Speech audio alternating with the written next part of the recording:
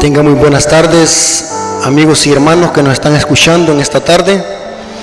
Les damos un cordial saludo en el nombre de nuestro Señor y Salvador Jesucristo.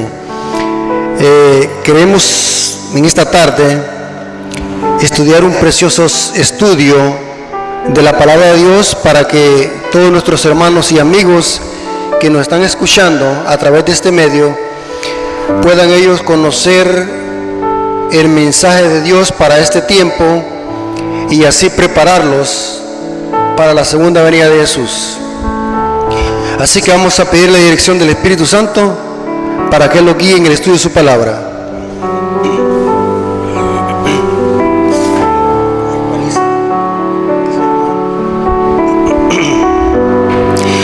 Señor que está en el cielo, santificado sea tu nombre. Gracias, Señor, porque nos permiten esta tarde estar reunidos a pesar de las circunstancias en las que estamos viviendo. Tú permites que se predique tu palabra. Eso significa que hay oportunidad de salvación.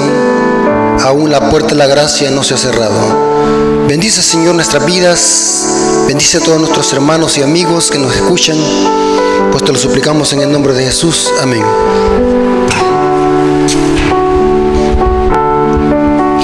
En esta tarde quiero que estudiemos sobre el tema de los 144,000. Quiero decirles de que este tema es un tema de los más profundos y más amplios, a mi parecer, que no basta solamente un sermón para hablar de esto o profundizar en esto. En esta tarde solamente quiero que los espaciemos o enfrasquemos sobre lo que significa en profecía virginidad. Sobre el tema de los 144,000 es un tema demasiado profundo. Si Dios lo permite, vamos a estar presentando y hablando de este tema en los estudios posteriores para poder profundizar en cada detalle sobre los 144,000. Es un tema emocionante y precioso que tiene que ver con verdad presente. Quiero decirles, antes de estudiar, de que en la iglesia adventista hay dos posiciones sobre lo que es o sobre lo que son los 144,000. Hay una posición que dice que los 144,000 es un número simbólico, que eso significa un símbolo, el número 144,000. Mientras que hay otro grupo, otra posición que enseña de que los 144,000 es un número literal, ni uno más ni uno menos, exactamente 144,000. En mi experiencia que tengo de estudiar este tema, que lo he profundizado mucho, conozco mucho sobre este tema, me he dado cuenta y he escuchado las dos posturas. Ambas posturas son muy buenas. Ambas posturas tienen sus bases y sus argumentos bíblicos y es de apreciarlos. Qué tremendo, hermanos, esto es profundo. Ahora, vamos a iniciar en este estudio hablando primero qué son los 144,000 y por qué es importante estudiar este tema.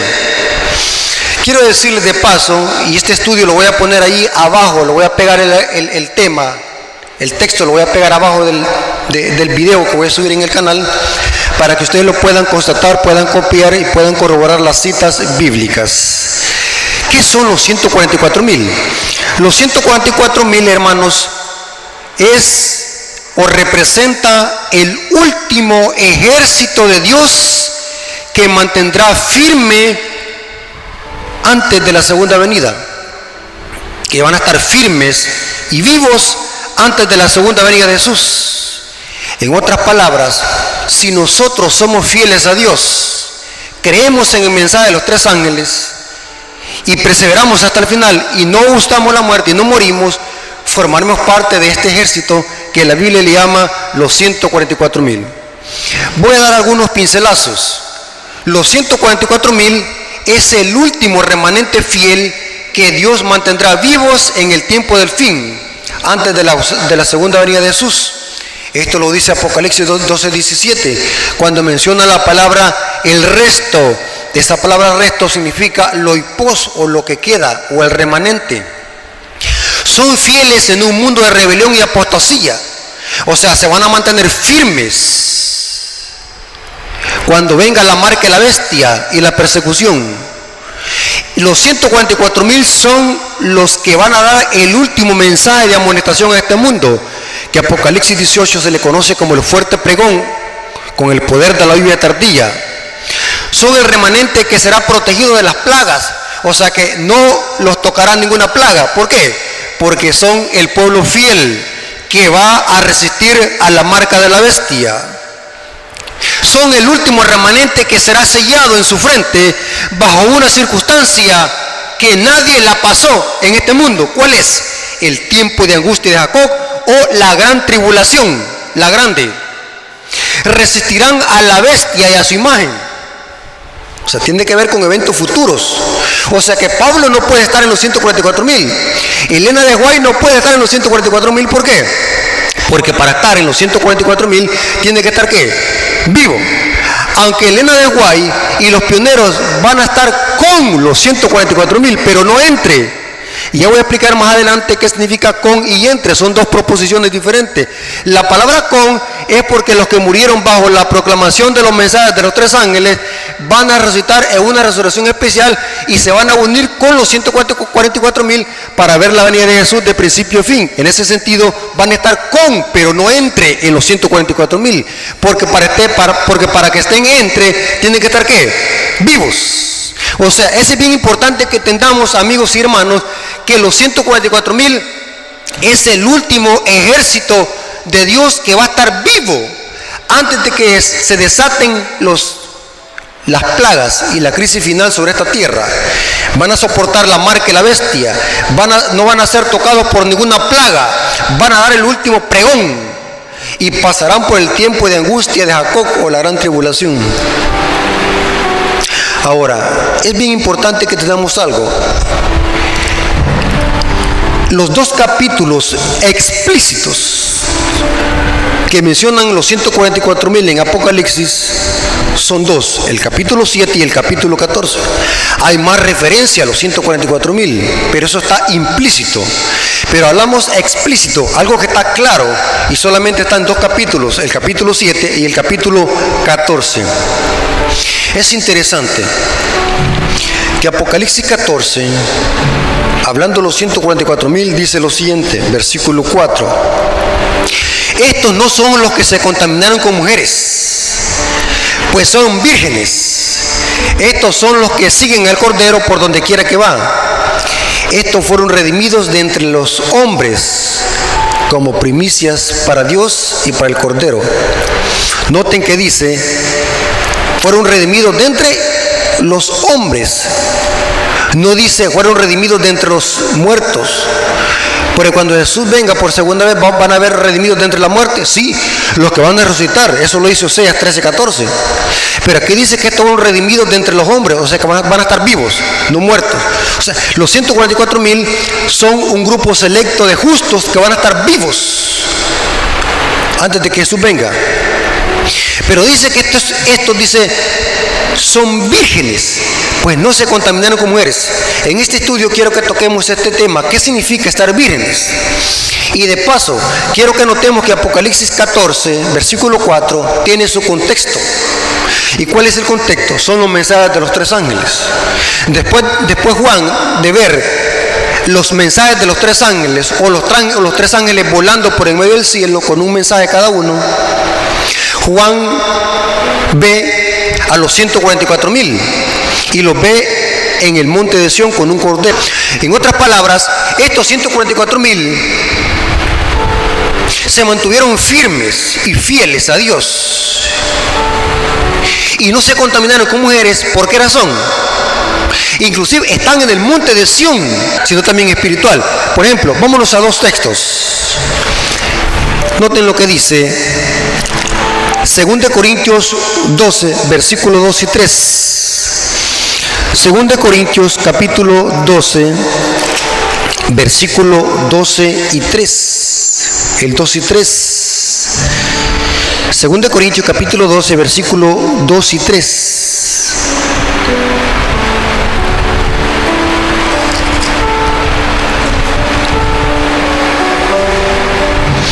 Es 2 Corintios 11, yo dije 12, pero es 11. 2 Corintios capítulo 11, versículo 2 y 3. Porque os celo con celo de Dios, pues os he desposado con un solo esposo, para presentarlos como una mujer virgen a Cristo. No podemos pensar que Pablo está hablando de una virginidad literal, o sea, que no cuadra el contexto. Inclusive Pablo en el libro de Hebreos, capítulo 13, versículo 4, noten cómo habla respecto al matrimonio. Hebreos 13, 4. Honroso sea en todos el matrimonio y el hecho sin mancilla, pero los fornicarios y los adúlteros Dios los juzgará. La virginidad de este grupo selecto que le llama la Biblia 144,000 representa una pureza y santidad que se mantuvieron fieles a Dios y que no doblaron rodillas ante la imagen, ante la bestia y ante la marca de la bestia. En otras palabras, significa no contaminarse con mujeres, representa no se mezclaron con las falsas doctrinas de las mujeres simbólicas que en Apocalipsis 17:5 se le llama Babilonia y rameras. Apocalipsis capítulo 14, versículos 4 y 5, para que leamos el contexto. Noten, estos son los que no se contaminaron con mujeres, pues son vírgenes. Estos son los que siguen al Cordero por donde quiera que va. Hoy noten, seguirlo. ¿Qué dice la Biblia? El que dice que está en él debe andar como él anduvo, en obediencia, seguirlo.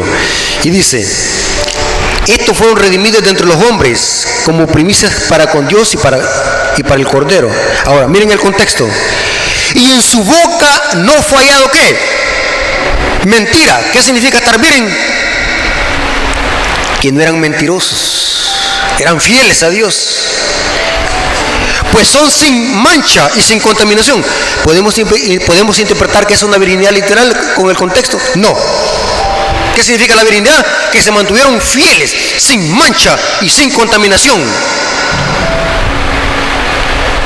Son sin mancha delante de Dios y delante de su trono del Cordero. ¿Saben algo muy interesante, hermano? El problema de muchas iglesias protestantes que tienen un concepto errado de interpretación profética es porque ellos desconocen los principios. Y uno de los principios a la hora de interpretar profecía apocalíptica, y en este caso los 144,000, es que notemos de dónde Juan o el apóstol toma prestada la simbología. En el libro de Apocalipsis tenemos más de 1000 referencias a la Torá, a los 5 libros de Moisés, y otras 1000 referencias, ¿notaron? Otras 1000 referencias a todos los profetas. ¿Saben de que esta palabra son sin mancha y no se halló mentir en ellos? Salmos capítulo 15, versículo 1 al 5. Noten que Apocalipsis 14:1 dice que los 144,000, ¿dónde están? En el monte ¿qué? De Sión, con el Cordero. Ahora, noten lo que dice Salmos capítulo 15. Salmos capítulo 15. Se le conoce por los teólogos a este salmo el salmo de los 144,000. Salmos capítulo 15, versículo 1 al 5. Y noten cómo compara la pureza y quiénes son los únicos que pueden estar delante del trono. Jehová, ¿quién habitará en tu tabernáculo?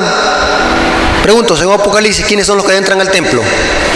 Y esto lo corrobora Elena de Guay en el libro Primero Escritos, página 15, página 16. Dice que los únicos que entran al templo son ¿qué? Los 144,000.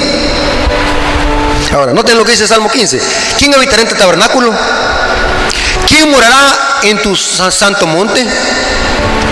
Noten, el que anda en integridad, el que hace justicia.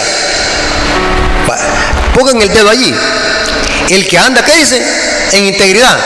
Ahora, ¿qué es andar en integridad? ¿Qué es andar? Noten lo que dice Salmo 119, versículo 1. Bienaventurado los que caminan. Otras versiones dice, los que ¿qué? Andan en ¿qué? La ley de Jehová. Salmo 119, versículo 1, estoy citando. Ahora, volvamos al versículo 2 del Salmo capítulo 15. El que anda en integridad, el que hace justicia, el que habla la verdad en su corazón. ¿Qué significa estar bien? Ser fiel a Dios, no hablar mentiras, predicar la verdad. El que no calumnia con su lengua, ni hace mal a su prójimo, ni admite reproche alguno contra su vecino. Aquel cuyos ojos el vil es menospreciado, pero honra a los que le temen a Jehová. El que aún jurando en daño suyo, no por eso cambia. ¿Qué significa eso? Son fieles, aunque los cielos se desplomen. Quien su dinero no dio a usura, ni contra el inocente admite cohecho. Miren cómo culmina el Salmo. El que hace estas cosas no resbalará, ¿qué? Jamás. Los 144,000 son vírgenes porque nunca se mezclaron con la mentira y el error de la falsa religión Babilonia, las rameras. Las únicas mujeres que se mencionan en Apocalipsis son las mujeres de Apocalipsis 17, la madre de la ramera. Ya no hay más. Ya no hay más. O sea, los 144,000 no se mezclaron con estas mujeres. Significa que no se mezclaron con las falsas doctrinas de Babilonia. Entonces, para concluir, es lo siguiente. Si somos fieles y morimos creyendo en este mensaje del tercer ángel, porque ese es el contexto de los 144,000, resucitaremos ¿en qué? En la resurrección especial o parcial que menciona Daniel 12:2 y Apocalipsis 1:7. Pero si estamos vivos y somos fieles creyendo en este mensaje y no lo mezclamos con Babilonia y sus hijas, formaremos parte de los 144,000. Interesante, hermano. Hermanos, esto es claro en la palabra de Dios, no hay donde perderse. Los 144,000 es el último remanente fiel que dará el último mensaje de amonestación a este mundo. Y con este mensaje de amonestación llamará a los obreros de la hora undécima, que son los fieles que saldrán de Babilonia a sus hijas. O sea, los 144,000 son los únicos que darán el fuerte pregón antes de que se cierre la puerta de la gracia y mucha gente se convierta y formen parte también del remanente. Esto donde le gustará al diablo, porque dice Apocalipsis 12:17.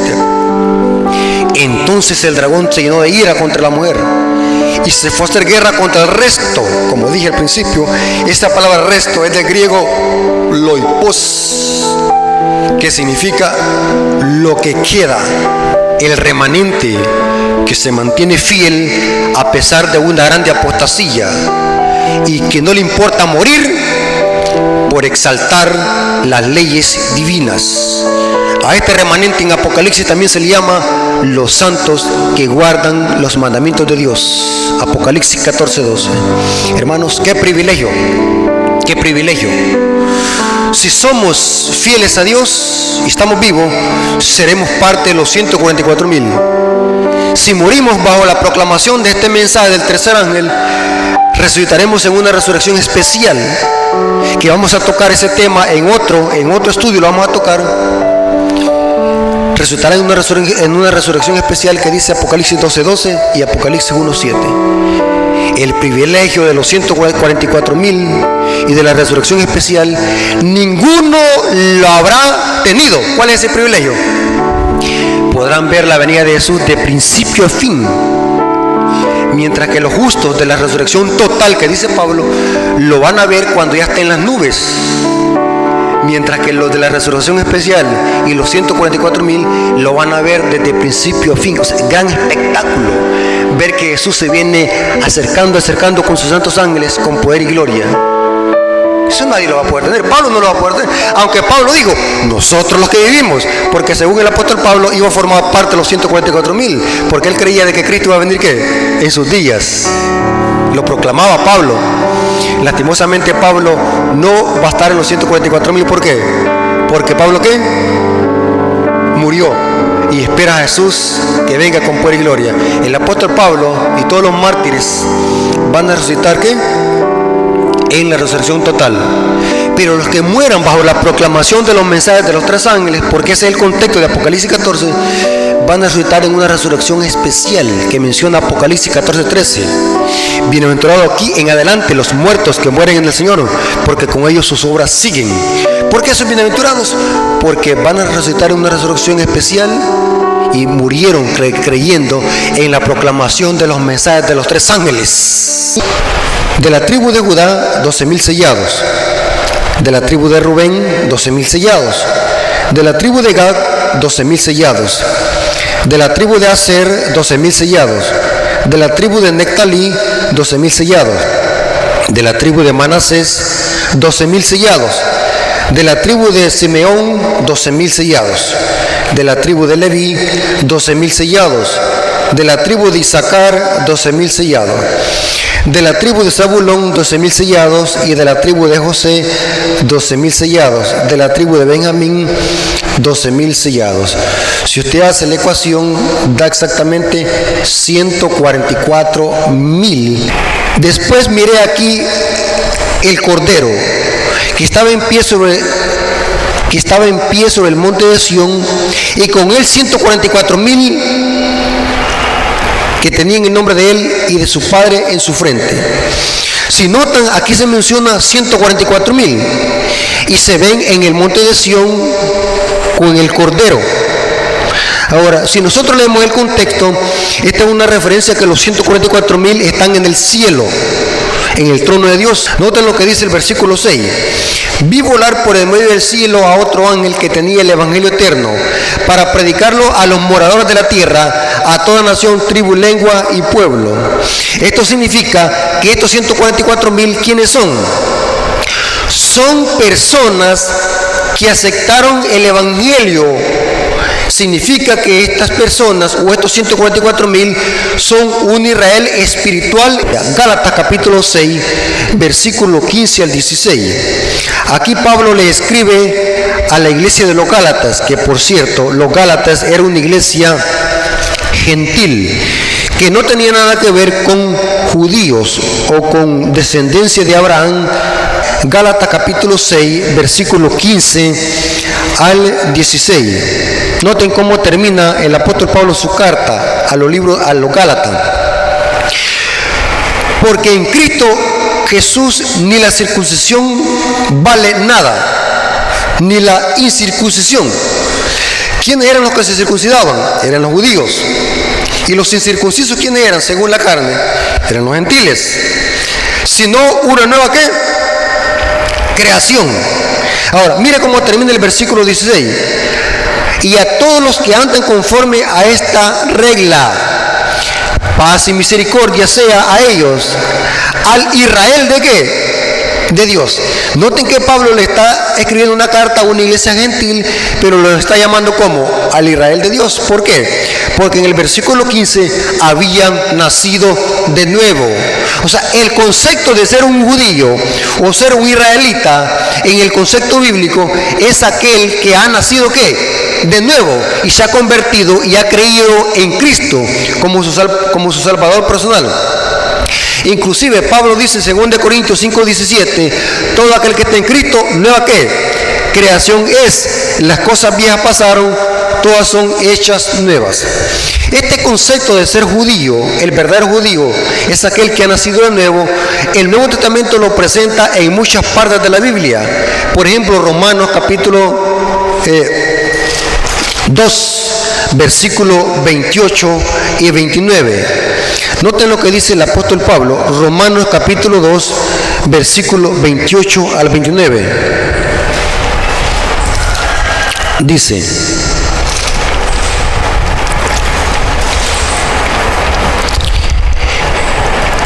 pues no es judío el que lo es exteriormente. ¿Quiénes se circuncidaban exteriormente? Los judíos, según la carne. Pero dice Pablo, no es judío el que lo es exteriormente, ni la circuncisión la que se hace en la carne exteriormente. Mire, pero ¿quién entonces es judío? Si no es judío el que lo es interior, y la circuncisión es la del corazón, en espíritu, no en la letra, la alabanza de la cual no viene de los hombres, sino que de Dios. ¿Qué representa ser un judío? Es aquel que ha sido convertido, es aquel que ha sido circuncidado en el corazón, es aquel que ha nacido de nuevo. Ese es un judío. Judío es aquel el que se ha convertido, el que ha nacido de nuevo. Esto lo repite también Pablo a los Gálatas. Gálatas 3, 28 y 29. Ya no hay judío ni griego. Y mira, vamos a notar qué es lo que hace esa diferencia. No hay judío ni griego, no hay esclavo ni libre, no hay varón ni mujer, porque todos vosotros sos uno ¿en qué? En Cristo Jesús. Y si vosotros sois de Cristo, ciertamente linaje de Abraham sois y herederos según ¿qué? La promesa. ¿Quién es un judío según la Biblia? Un judío es aquel que ha entregado su vida a Jesús y se ha unido a Jesús por la fe. Ese es el que también es descendiente de Abraham y es contado también por justicia. Romanos capítulo 9, versículos 6 y 8. Noten que este texto lo dice más claro. Romanos capítulo 9, versículo 6 y 8. No que la palabra de Dios haya fallado, porque no todos los que descienden de Israel son israelitas. Entonces, cuando vemos que en Apocalipsis 7 se mencionan los 144,000, ¿de qué clase de israelitas está hablando? Son los israelitas que son de la fe, según la promesa.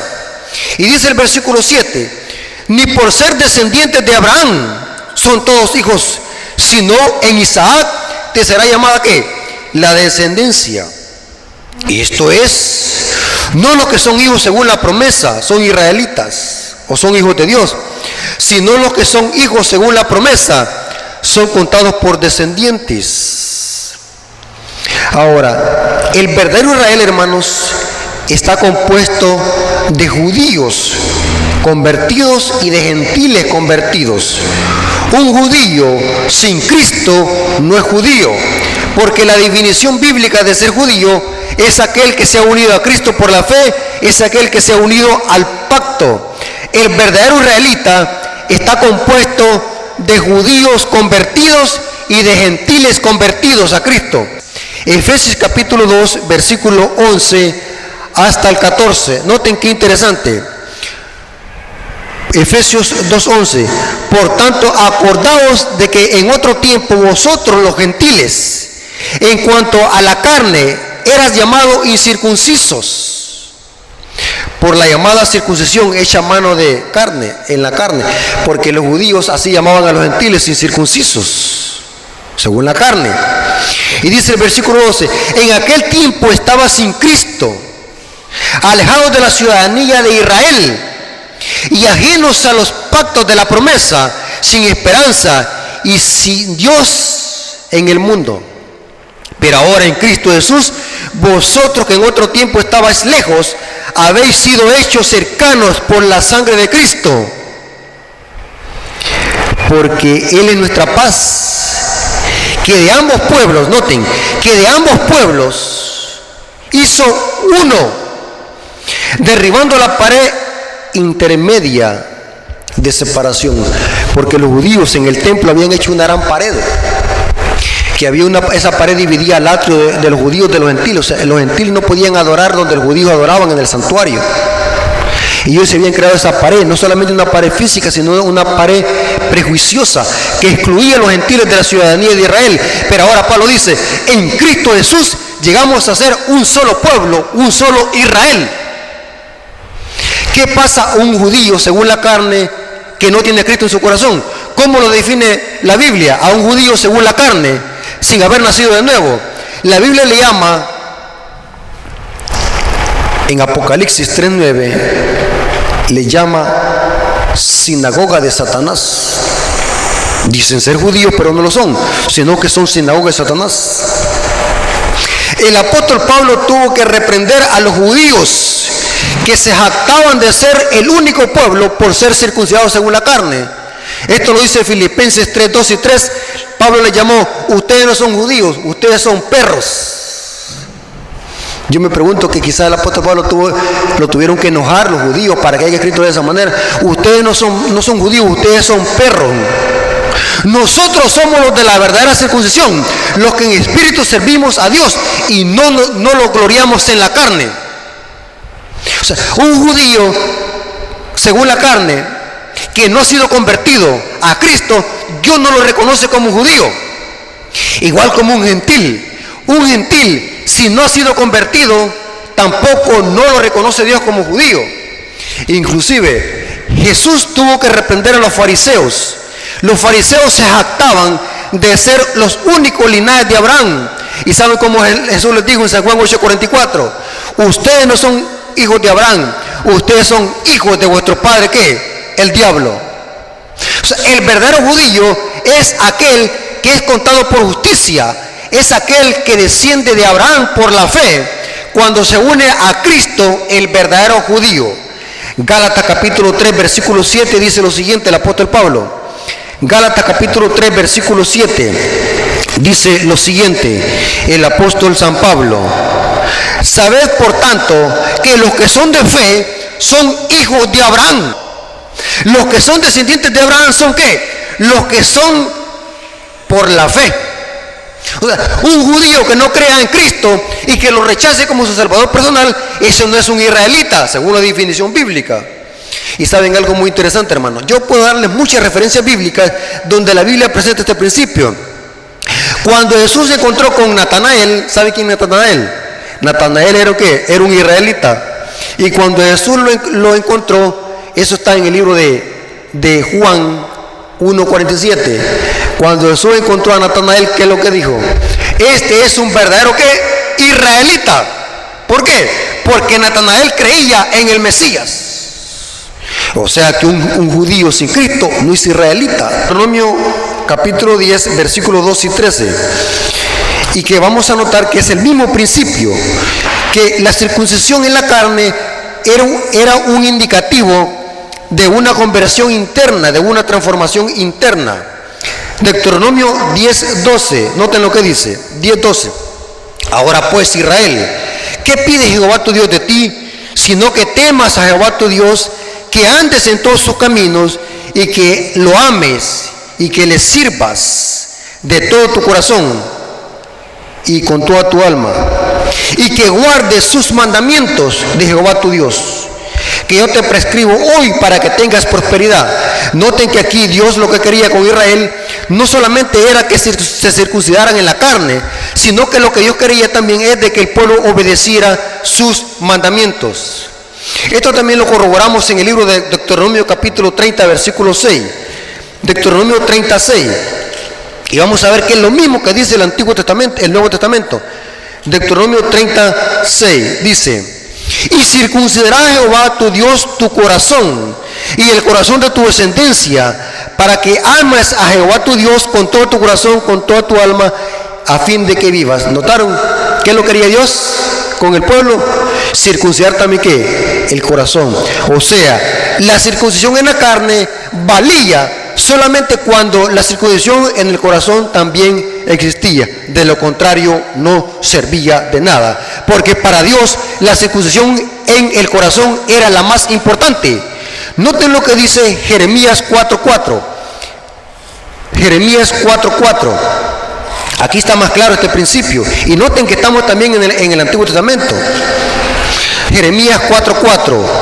Circuncidaos a Jehová y quitad el prepucio de vuestro corazón, varones de Judá, moradores de Jerusalén, no sea que mi ira salga como fuego y se encienda y no haya quien la apague por la maldad de vuestras obras.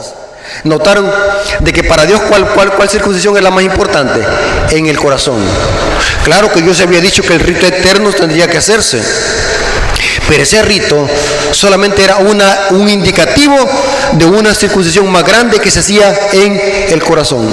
Y este principio, hermanos, el diácono Esteban lo tenía bien claro también. Noten que Esteban, en el sermón que les dio a los fariseos hipócritas, antes de que lo apedrearan, Esteban les dijo también: ustedes son incircuncisos de corazón. Eso está en Hechos 7:51.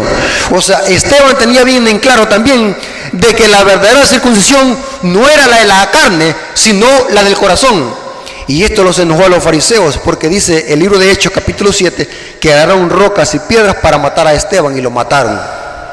Porque decirle a un judío, usted es un incircunciso, es como pegarle una cachetada en la cara. Es una ofensa. Y en verdad, un judío que no esté circuncidado en el corazón, que no cree en el Mesías y que no abraza el pacto, para Dios no es verdadero israelita, es un incircunciso de corazón.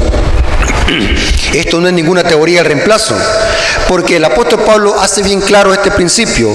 En el libro de Romanos capítulo 11 habla de una analogía de un olivo, donde dice que Israel, el remanente de Israel es el olivo original, y nosotros como gentiles hemos sido ¿qué? Injertados. O sea, el verdadero israelita está compuesto ¿qué? De judíos convertidos que abrazan el pacto y gentiles que creen en el Mesías y también abrazan el pacto. Ese es el verdadero israelita. Ahora, es bien interesante, hermanos, también lo siguiente. En la Biblia no está nada por casualidad. Toda cosa que encontramos en la Biblia está por algo. No está por ocupar espacio. Cada detalle, cada símbolo, cada precepto, cada principio representa o significa algo. Y que solamente podemos llegar a conocer el verdadero significado de ese símbolo a través del principio. La Biblia se explica sola. ¿Por qué se menciona a Israel como parte de los 144,000? Porque dice que son de las 12 tribus de Israel. Ya vimos de que son judíos espirituales, pero ¿qué tiene que ver Israel? ¿Por qué se menciona a Israel? ¿Qué tiene que ver Israel? Voy a darle algunas referencias bíblicas, y esto lo pueden corroborar ustedes en sus casas o después de que copien el estudio. ¿Quién era Israel? ¿Quién era Israel? ¿O de dónde surgió el nombre Israel? Estuve viendo algunas referencias bíblicas que el nombre Israel se le puso a Jacob cuando luchó ¿con quién? Con el ángel en Peniel. Eso está en el libro de Génesis 32, versículo 27 al 28. Dice que luchó toda la noche. Y dice que el ángel le dijo que era Cristo, el ángel de Jehová. Déjame, porque ya raya el alba.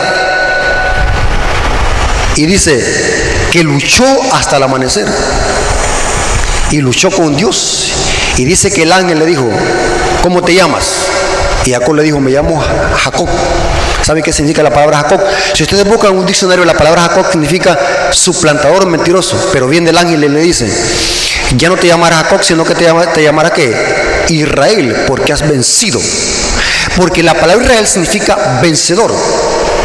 La referencia que se da a Israel con los 144,000 y la relación es porque los 144,000 también vencerán como lo hizo Jacob. ¿A quién vencerán los 144,000? Solamente vencerán a alguien y a algo, a la bestia, a su imagen y a la marca de la bestia. Noten lo que dice Apocalipsis capítulo 24. Inclusive los 144,000 son los únicos que pasarán por el tiempo de angustia de Jacob y por la persecución que impondrá el papado y el protestantismo apóstata. Noten lo que dice Apocalipsis. Aquí ya están en el cielo los 144,000. Apocalipsis capítulo 20 versículo 4. Noten, o sea, los 144,000 van a vencer a estos sistemas. Y vi tronos, y se sentaron sobre ellos los que recibieron facultad de juzgar. Y vi las almas de los decapitados por causa del testimonio de Jesús y por la palabra de Dios. Los que no habían, noten, o sea, van a haber mártires que van a morir por Jesús, pero va a haber un grupo que no va a morir. Esos son los 144,000. Y noten cómo dice: los que no habían adorado a la bestia ni a su imagen. Pregunto, hermanos, ¿quiénes son los que van a estar vivos cuando se decrete la imposición de la marca de la bestia? Cuando venga la ley dominical, cuando se imponga el decreto de muerte, cuando se una la iglesia con el Estado, que es la imagen de la bestia. ¿Quiénes son los que van a pasar por esa crisis? Los 144,000.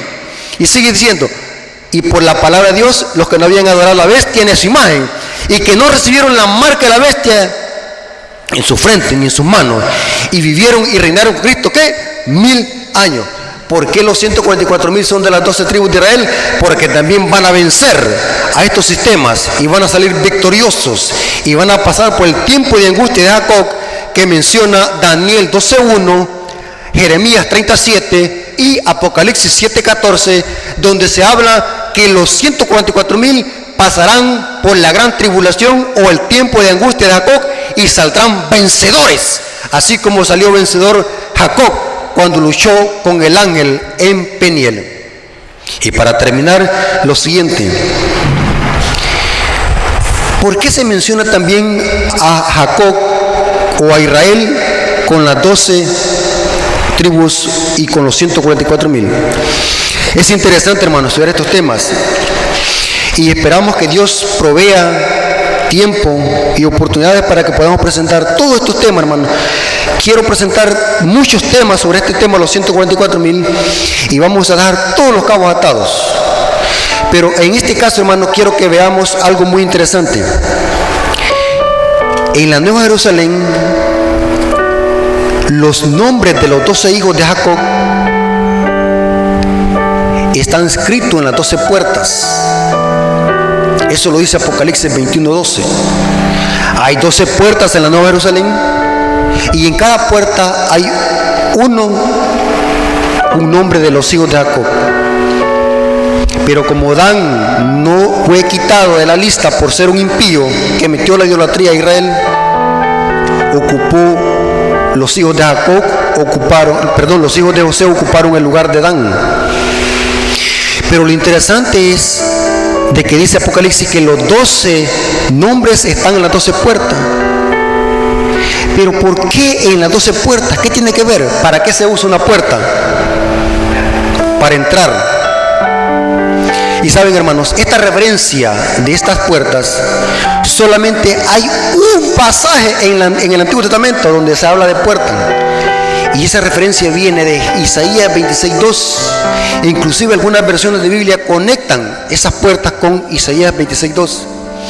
Allí en Isaías 26:2 dice que va a haber a alguien que dirá: abrir las puertas a la gente justa, guardadora de verdades. O sea, que en cada puerta va a entrar alguien de los redimidos. Pero ¿por qué las puertas? Porque cada puerta representa un carácter de cada hijo de Jacob. Si tenemos tiempo, hermanos, en estos estudios que vamos a estar dando, vamos a hablar de cada uno de los caracteres. Inclusive al hablar de los hijos de Jacob, teníamos que tener un estudio para hablar de cada uno de los caracteres que tenían estos hijos. Eran diferentes, pero que fueron transformados y redimidos por la gracia de Cristo. Y los que venzan entrarán por la puerta de acuerdo a su carácter que formó y por el cual venció. Por esa puerta entrarán. Por ejemplo, si yo tenía un carácter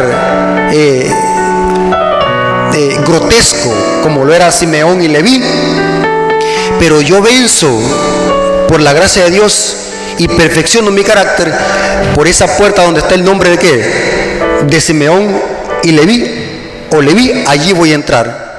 Las puertas representan los 12 caracteres de los hijos de Jacob, y por esa puerta entrarán todos los redimidos que vencieron, especialmente los 144,000 que vencieron por la gracia de Cristo. Que los 144,000, como vimos en el primer estudio, representa a los que van a estar vivos cuando se desate la crisis sobre este mundo. Hermanos, qué privilegio. Si estamos vivos, formaremos parte de este ejército de Dios que pasará por esta gran tribulación. Pero si morimos, vamos a pertenecer a la resurrección especial, vamos a presentar un tema especial sobre ese tema, para que podamos ver sobre ese tema más a profundidad, sobre la resurrección especial, que ya lo tocamos en el primer estudio en una forma precisa y concisa. Hermanos, Dios les bendiga, y que este estudio haya sido de bendición para nuestras vidas, y que podamos vivir en armonía con respecto a este mensaje, y podamos formar parte de este Israel espiritual, el último ejército de Dios antes de que Jesús venga por segunda vez a esta tierra. Hermanos y amigos, Dios les bendiga y la honra y la gloria sea para nuestro Dios.